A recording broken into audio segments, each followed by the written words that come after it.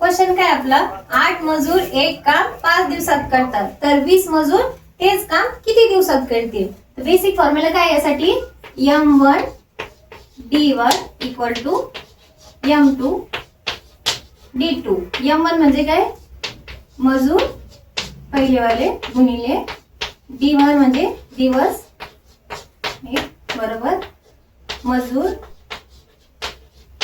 2 गुणिले दिवस 2.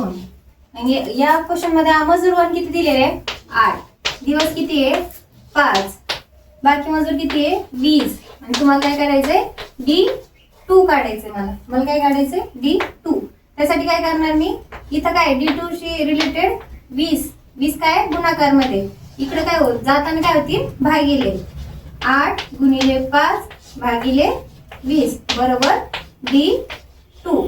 मग मी काय करणार पुढं 5 1 5 5 4 20. मग वरती किती राहिले 8, खाली किती राहिले 4 आणि हे काय d2. 4 1 4 4 दुने 8.